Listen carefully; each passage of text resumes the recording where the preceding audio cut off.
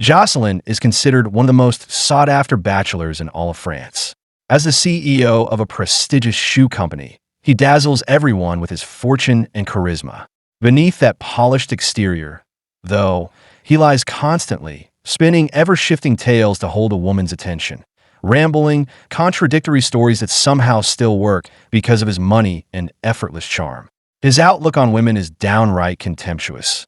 He thinks they're only good for a single night, ogles their bodies instead of meeting their gaze, and lets his hands roam when waitresses pass by. The only soul who actually knows the real Jocelyn is his lifelong friend and physician. Max routinely begs him to drop the deceit, but he also knows his advice falls on deaf ears. Then the phone rings with devastating news. Jocelyn's mother, whom he hasn't visited or called in years, has died. On the day of the funeral, he arrives late, even trailing after the wrong procession until he realizes his error and locates the correct grave site. His brother Lucien is already present, but their father is nowhere to be seen, having divorced their mother long ago. Jocelyn even complains that the priest's eulogy drags on too long, oblivious to how disrespectful he sounds. Afterward, Lucien presses the keys to their mother's apartment into Jocelyn's hand, saying she would have wanted him to stop by before the place is sold. The next day, Jocelyn unlocks the apartment and lets a wave of nostalgia wash over him. He sifts through old belongings, slips into his mother's wheelchair, and puts on one of her cherished cassette tapes. As the music plays, he sways and twirls in the chair until a knock interrupts him. It's Julie, the new neighbor. She assumes Jocelyn lives there and that he's permanently in the wheelchair. Cheerfully, she offers her help. She's a caregiver by profession. Captivated by her beauty, Jocelyn decides to embrace the misunderstanding. He even drops items on purpose so she'll pick them up, granting him a better view of her figure. After a pleasant exchange, Julie heads back to her place. Jocelyn then visits Max for his routine health check. He has to monitor his condition because he's training for a marathon. Max is appalled at the idea of faking paraplegia just to woo a woman, but Jocelyn insists it's brilliant and refuses to be dissuaded. The following afternoon, once a major meeting at work concludes, Jocelyn slips into what he thinks of as disabled clothing to appear more pitiable, retrieves his mother's wheelchair, and stops by Julie's door. He invites her over for coffee in the apartment. During their conversation, he blunders through his fabricated backstory, claiming he's unemployed solely because of his disability. Yet his charm still wins Julie over, and she seems fully convinced by his lie.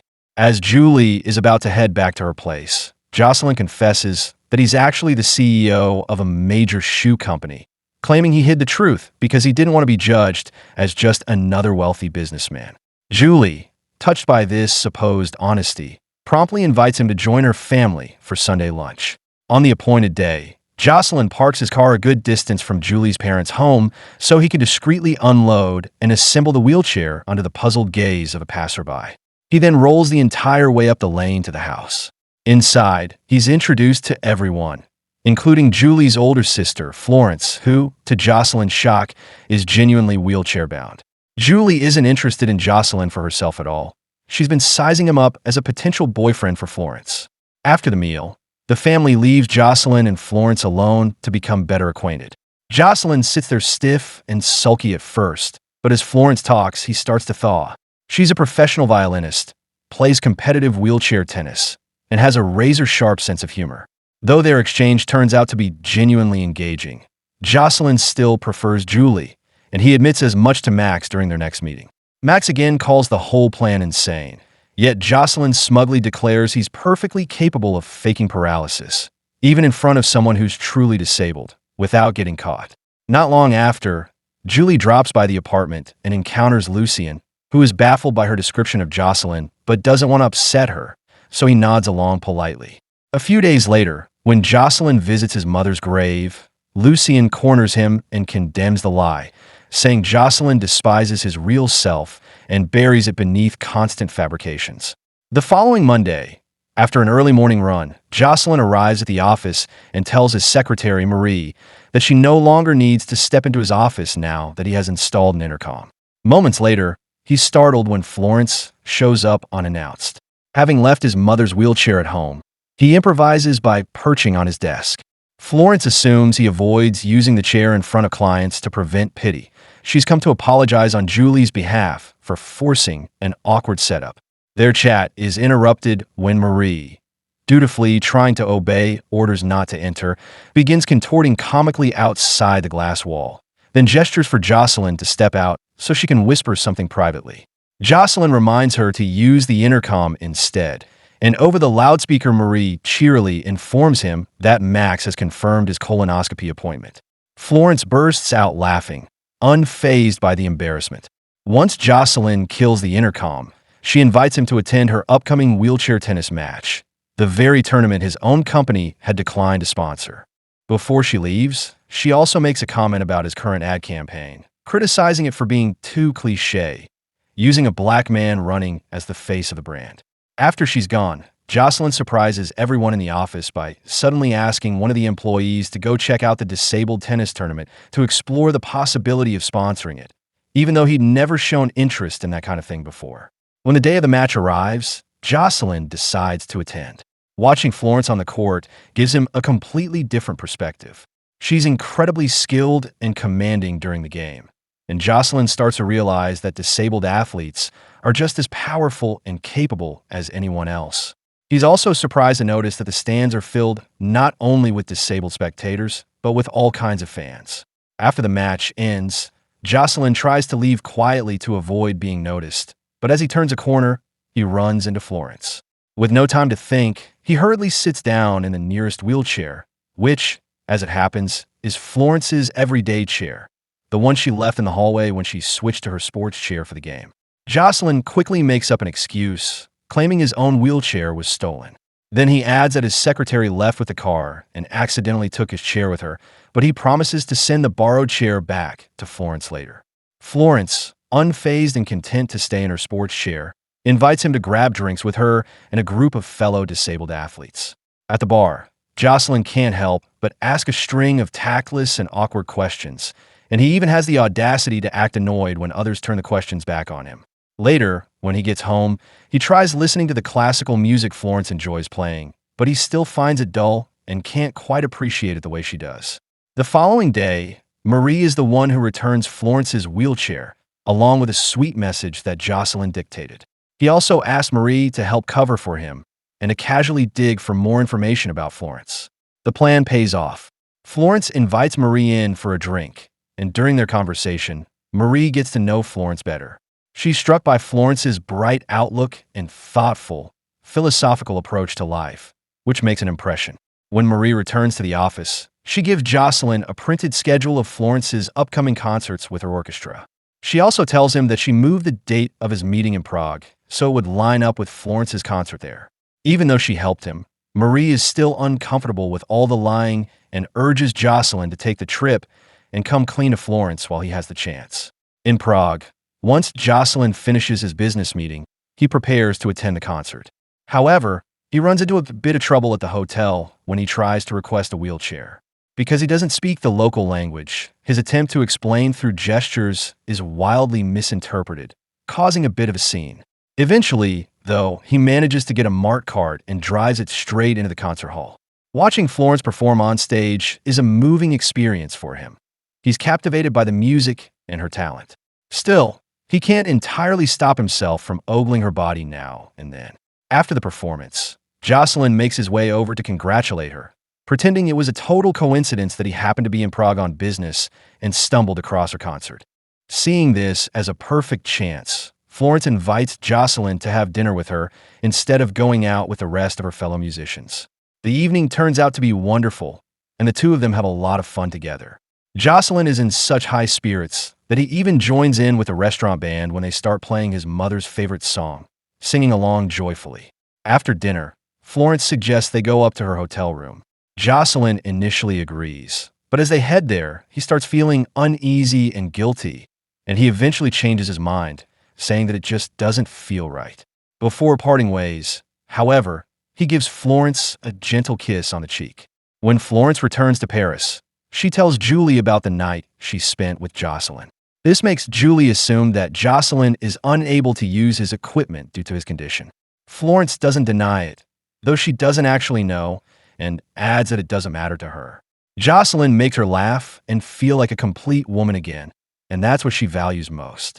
Back in Paris, Jocelyn keeps training for the marathon and later attends a work party, where he admits to a nervous Marie that he still hasn't told Florence the truth. The next time he listens to the classical music Florence loves, something changes. He actually begins to enjoy it. Feeling braver, he decides to invite Florence over for dinner at his place.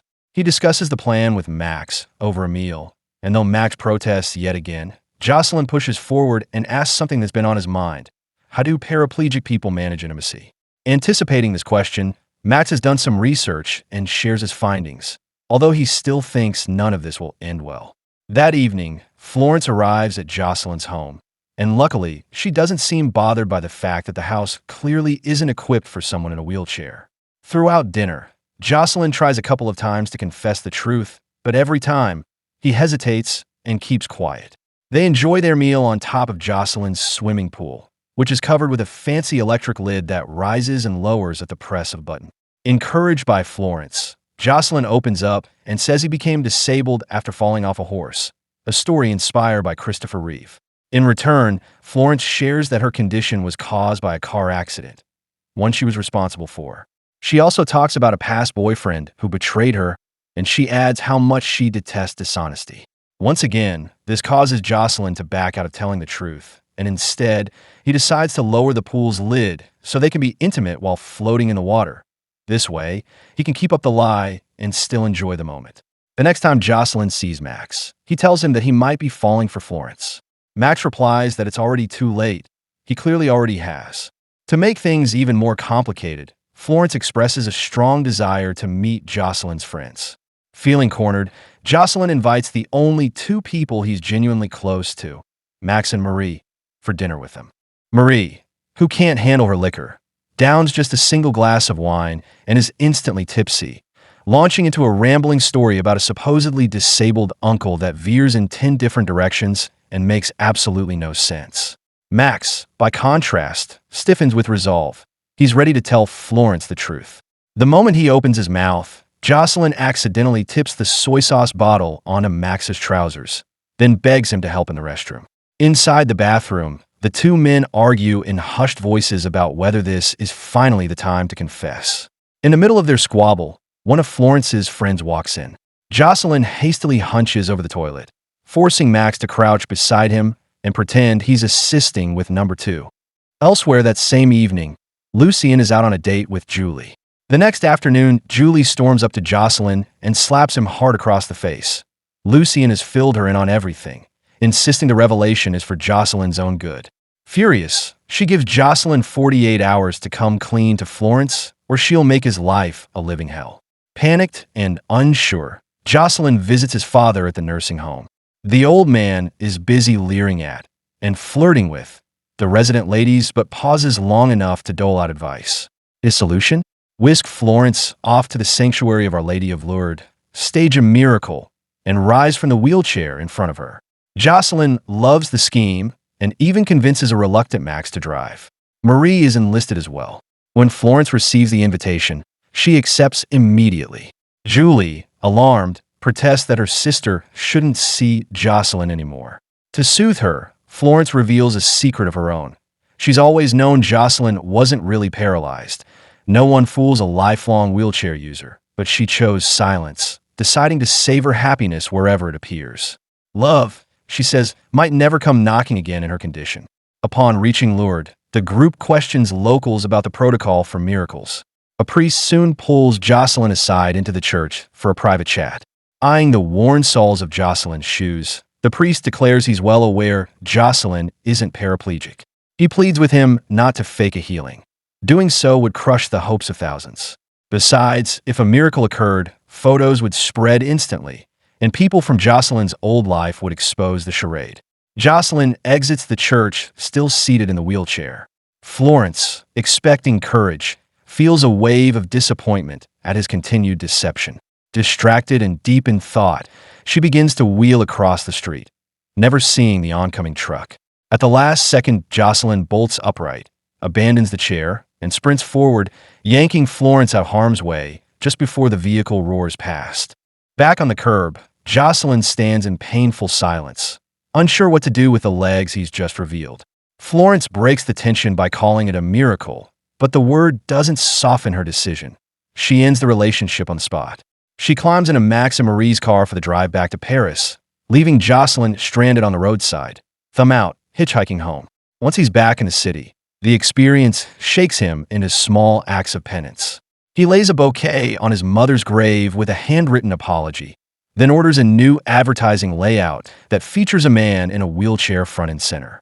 None of it, however, silences thoughts of Florence. One afternoon, unable to bear it any longer, he floors the accelerator, barrels out of town, and skids to a stop alongside her orchestra's tour bus. He climbs aboard, finds her in the aisle, and blurts two quick, "I'm sorry's." No explanations before stepping back off without waiting for a reply. Some weeks later, he invites Marie into his office for a casual check-in.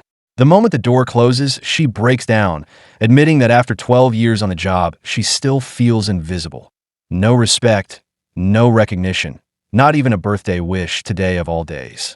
Jocelyn listens, then surprises her with a wrapped present and a genuine promise that he'll start doing better. Race day arrives. Jocelyn lines up for the marathon, but quickly learns he hasn't trained nearly enough. Halfway through, his legs buckle and he drops to his knees. Just then, Florence appears on the course, claiming, just as he once did in Prague, that she's there purely by chance. She offers a ride, and Jocelyn settles on her lap while she propels the wheelchair toward the finish. Spectators erupt in cheers, and the moment they cross the line, the two of them seal their new beginning with a kiss.